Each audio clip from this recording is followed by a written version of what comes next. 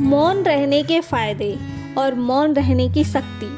एक समय की बात है, एक गांव में गौतम बुद्ध का बहुत बड़ा आश्रम था। वहां पर एक प्रसिद्ध बौद्ध गुरु रहते थे। वहां पर उनका एक शिष्य था जो बहुत बोलने वाला था। वह हर समय इधर उधर की बातें करता था। जब वह दान लेने के लिए जाता था तो हर घर से एक नई कहानी लेकर आता था और आश्रम के दूसरे शिष्यों को सुनाता था। वो हर समय एक शिष्य की दूसरे शिष्य से बुराई और चुगली करता रहता था और दूसरों के सामने अच्छा बनने का प्रयास करता था। खुद के मुंह से ही खुद की तारीफ करता रहता था और हमेशा खुद को गुरु के सामने सबसे बुद्धिमान और उत्तम साबित करने का प्रयास करता रहता था। वह खुद को सभी शिष्यों से अलग और श्रेष्ठ मानता था। उसका कहना था कि मैं एक अमीर घर का बालक हूँ। मैं चाहता तो एक आरामदायक और सुविधाओं से भरा जीवन जी सकता था, लेकिन मैं वह सब छोड़कर यहाँ आया क्योंकि मुझे सत्य की खोज करनी है, खुद को जानना है, जीवन को जानना है। इसलिए मेरा त्याग तुम सबसे बड़ा है। एक दिन गुरु ने आश्रम के सभी शिष्यों को बुलाकर कहा, आप सभी को अगले 1 महीने के लिए कोई संकल्प लेना है। इससे आपकी संकल्प शक्ति मजबूत होगी और आप में आत्मशक्ति का संचार होगा। आप सभी अपने सामर्थ्य के अनुसार कोई भी संकल्प ले सकते हैं और यदि 1 महीने से पूर्व किसी का भी संकल्प टूट जाए तो वह अपनी दिनचर्या में वापस आ जाएगा। सभी शिष्यों ने अपनी शक्ति के अनुसार छोटे बड़े संकल्प लिए और गुरु को अपने अपने संकल्प के बारे में बोलकर चले गए। लेकिन वह शिष्य जो खुद को सबसे अलग और बड़ा दिखाना चाहता था, वह सीधे गुरु की कुटिया में जा पहुंचा और बोला, मैं कोई छोटा मोटा संकल्प नहीं लेना चाहता, बल्कि खुद के ही जैसे एक बड़ा और महान संकल्प लेना चाहता हूँ। कृपया आप ही बताएं मुझे क्या संकल्प लेना चाहिए। उसकी यह बात सुनकर गुरु मुस्कुराए और बोले, क्या तुम मेरे द्वारा दिए गए संकल्प को पूरा कर पाओगे? क्या तुम्हारे लिए उसे पूरा करना संभव होगा? शायद नहीं, वह तुम्हारे लिए संभव नहीं है। तुम उसे पूरा नहीं कर पाओगे, इसलिए तुम खुद ही कोई संकल्प ढूंढ लो। मौन रहने के फायदे। शिष्य ने कहा, नहीं गुरुदेव, आप जो भी संकल्प मुझे देंगे मैं उसे पूरा करूंगा। गुरु ने कहा, ठीक है, तो तुम अगले 1 महीने तक चुप रहोगे, मुंह से एक शब्द भी नहीं निकालोगे। यही तुम्हारा संकल्प है। शिष्य ने कहा, गुरुदेव, यह भी कोई संकल्प है? यह तो बहुत ही आसान है।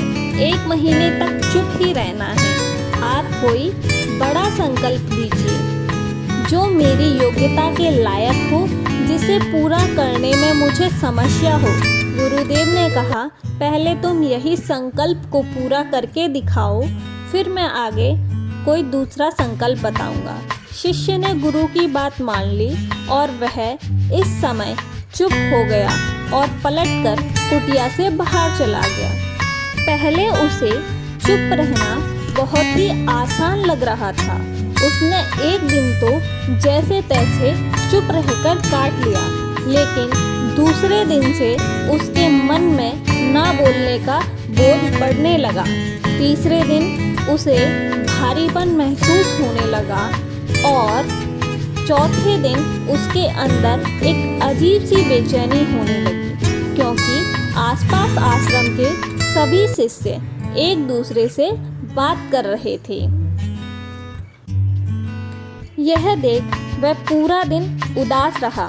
इसी तरीके से कुछ दिन और बीते और वह शिष्य बीमार पड़ गया। उसका सर फटा जा रहा था उसके खाने पीने तक का मन नहीं कर रहा था। वह सिर्फ बोलना चाहता था। वह गुरु के पास गया और उनके सामने बैठकर लिखकर उन्हें बताया, गुरुदेव, मैं बोलना चाहता हूँ, मुझे सांस नहीं आ रही, मेरा दम सा घुट रहा है, मैं अंदर ही अंदर पागल हुआ जा रहा हूँ, मैं क्या करूँ, संकल्प तोड़ दूँ क्या? यह पढ़कर गुरु मुस्कुराए और बोले, संकल्प तोड़ने के लिए ही होते हैं, लेकिन जो अपने संकल्प को पूरा कर लेता है वह अपनी आंतरिक शक्ति को बढ़ाता है, वह समाज की कल्याण करता है। संकल्प का लेना भी तुम्हारे हाथ में था और इसे तोड़ना भी तुम्हारे ही हाथ में है। तुम्हारे बहुत से भाई अपने संकल्प को तोड़कर अपनी पुरानी दिनचर्या पर वापस आ चुके हैं। अगर तुमसे नहीं हो पा रहा है तो तुम भी संकल्प तोड़कर अपनी पुरानी दिनचर्या पर वापस जा सकते हो।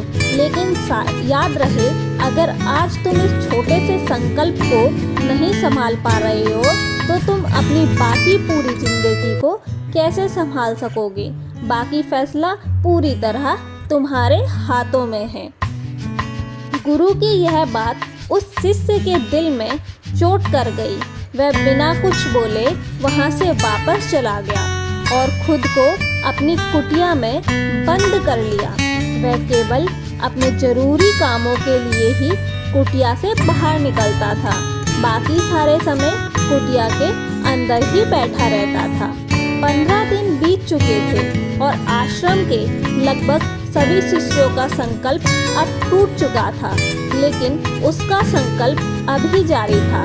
संकल्प लेने के बाद तक अब उसने एक शब्द नहीं बोला था।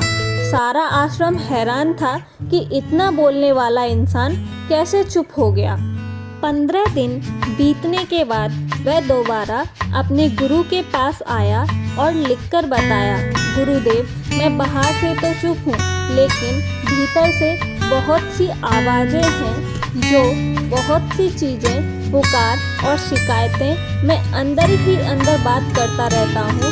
मेरा मन तरह तरह के प्रश्न पूछता रहता है कि मैं बाहर से जितना मौन हूँ, भीतर से उतना ही शोर शराबे से भरा हुआ हूँ। क्या इस तरह से मेरा संकल्प अभी भी जारी है?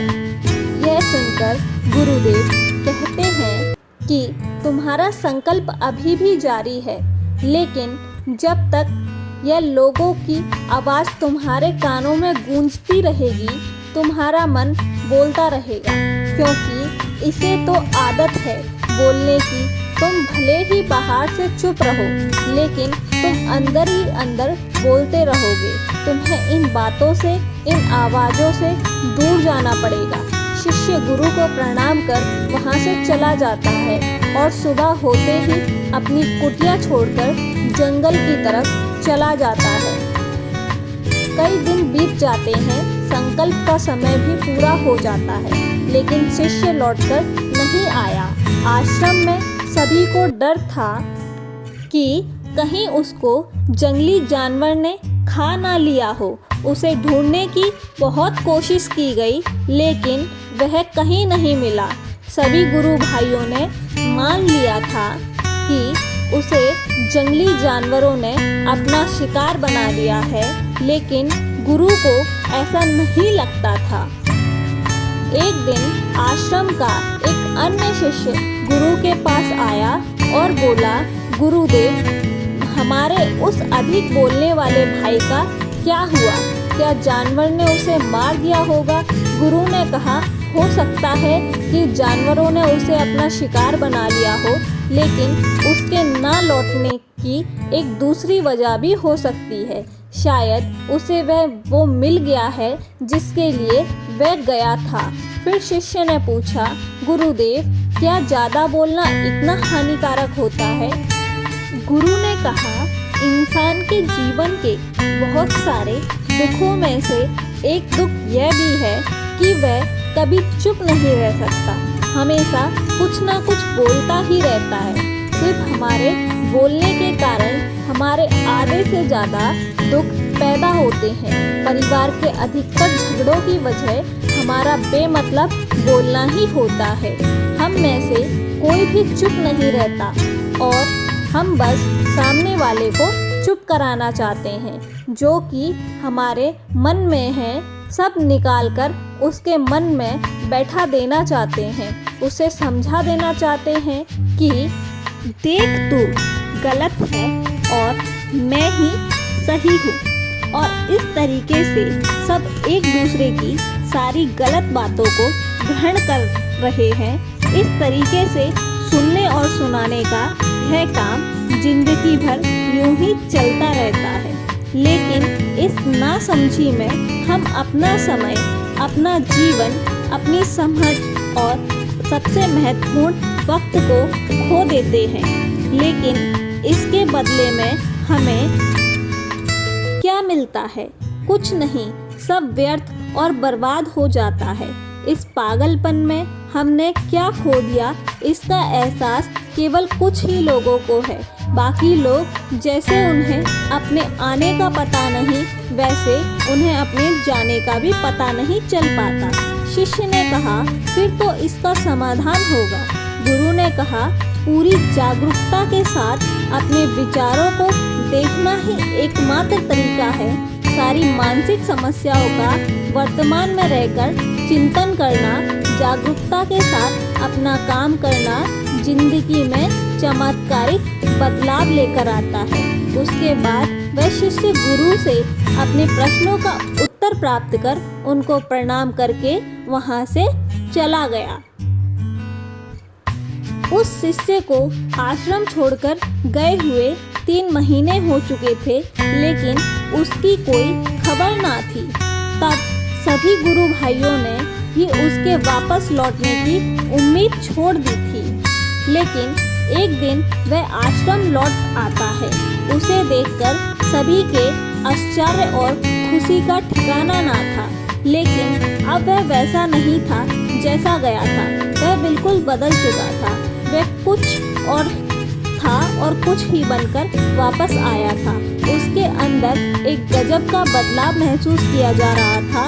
उसके चेहरे पर एक गजब सा ठहराव और आंखों में शांति बनी थी। आश्रम में आते ही सभी गुरु भाइयों ने उसे चारों तरफ से घेर लिया और बातें करने लग गए।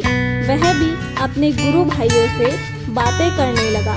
उससे बात करने के बाद सभी ने यह अनुभव किया कि अब वह पहले जैसा उतावला और बातूनी नहीं रह गया था।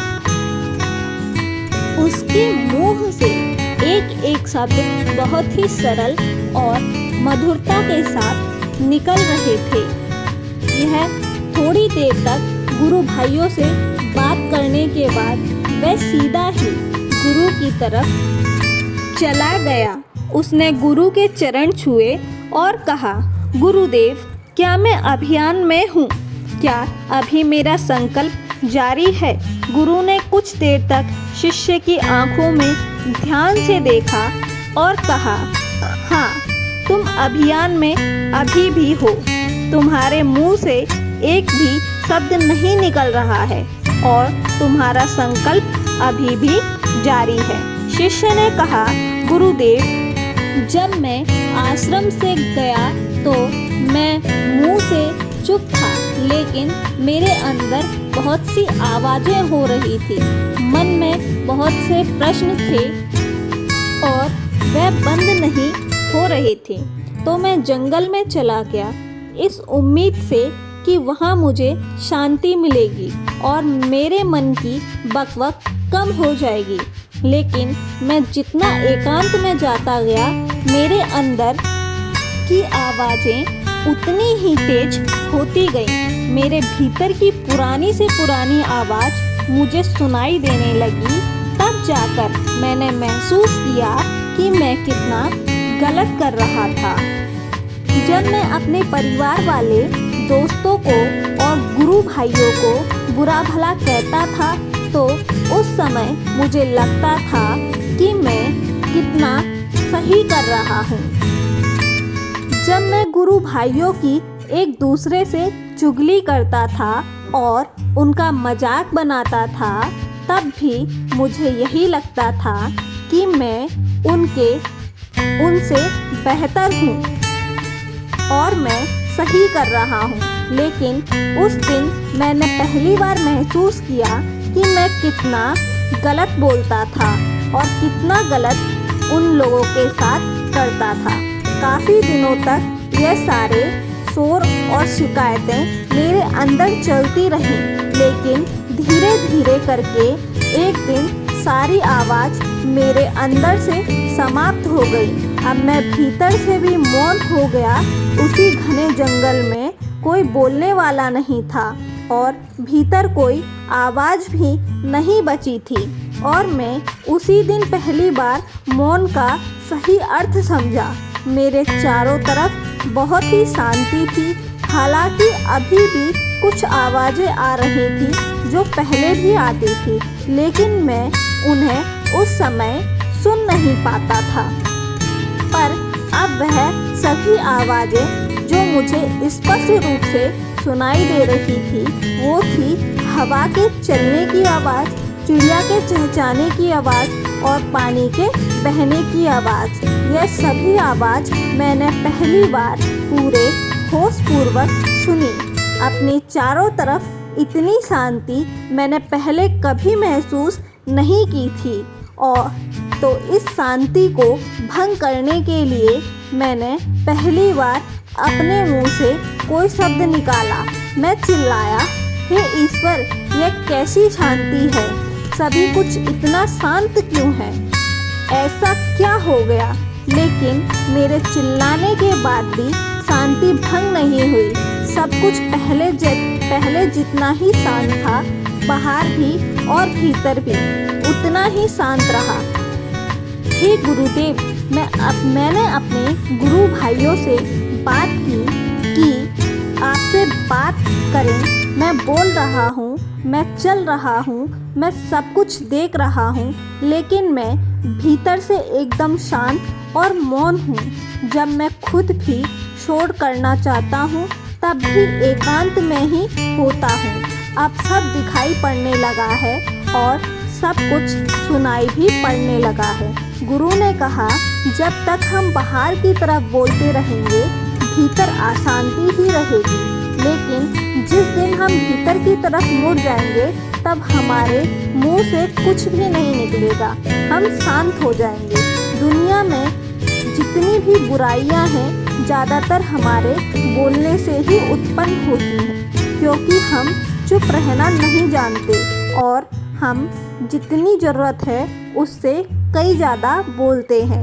हम सामने वाले को सुनना नहीं चाहते बल्कि उसकी बोलती बंद करना चाहते हैं। उसे समझा देना चाहते हैं कि मैं कौन हूँ, मैं क्या कर सकता हूँ। और यही हमारी ज़िंदगी का एक मकसद बनकर रह जाता है। हमारी सारी ऊर्जा व्यर्थ के बोलने में बर्बाद होती रहती है। ऐसे ही समझ में लोगों का पूरा जीवन व्यर्थ हो जाता है, जो हमेशा एक दूसरे से शिकायतों में लगे रहते हैं, कभी एक दूसरे को सुनना नहीं चाहते और समझना नहीं चाहते, और चुप रहना तो उन्हें कभी सीखा ही नहीं, क्योंकि चुप रहना उन्हें छोटा महसूस करवाता है। दुनिया की सभी लड़ाइयों का कारण हमारा बोलना ही है, इसलिए हमें सिर्फ उतना ही बोलना चाहिए जितना कि ज़रूरी है, क्योंकि व्यर्थ का बोलना ऊर्जा को नष्ट करना है और यह बोलना ही हमें कभी अपने भीतर की ओर लौटने नहीं देता, क्योंकि यह हमें बाहर की ओर खींचे रखता है और बाहर ही क्या, इस संसार के अलावा। लेकिन अगर अपने भीतर के संसार की ओर मुड़ना है तो इस मुंह को बंद ही रखना चाहिए। इसलिए जितनी भी बुद्ध हुए, आत्मज्ञानी हुए, वह सभी एकांत की ओर भागे हैं, ताकि उन्हें ज़्यादा ना बोलना पड़े, ज़्यादा सुनना ना पड़े। वह एकांत में रहें और शांत रहें, इसलिए आसानी से भीतर की यात्रा कर पाएं। लेकिन अगर कोई चाहे तो इस संसार में रहकर ही एकांत में शांत रह सकता है, लेकिन इसके लिए उसे अपनी ऊर्जा बचानी होगी जिसे वह अब तक अपने व्यर्थ के शब्दों में बर्बाद कर रहा था। इस कहानी से हमें यह सीखने को मिलता है कि व्यर्थ का बोलना ऊर्जा को नष्ट करना है और यह बोलना ही हमें कभी अपने भीतर की ओर लौटने नहीं देता, क्योंकि यह हमें बाहर की ओर खींचता है और झुकाए रखता है। और जिन लोगों को भीतर की यात्रा करनी है उन्हें अपने मुंह को बंद ही रखना चाहिए, क्योंकि चुप रहने में अद्भुत शक्ति है। यदि हम सही समय पर सही शब्दों का प्रयोग करें तो हम अपने जीवन को सकारात्मक दिशा में बदल सकते हैं। मौन रहकर हम अपनी आत्मा की गहराई में जा सकते हैं और भीतर से शांति का अनुभव कर सकते हैं। यही नहीं, इससे हम अपने विचारों और भावनाओं को साफ करके अपने जीवन को सकारात्मक बना सकते हैं। हमें चुप रहने की कला सीखनी चाहिए ताकि हम अपने शब्दों का सही प्रयोग करके अपना और दूसरों का जीवन भी बेहतर बना सकें। उम्मीद करते हैं आपको यह मोटिवेशनल स्टोरी मौन रहने के फायदे, मौन रहने की शक्ति पसंद आई होगी, तो कृपया वीडियो को लाइक करें।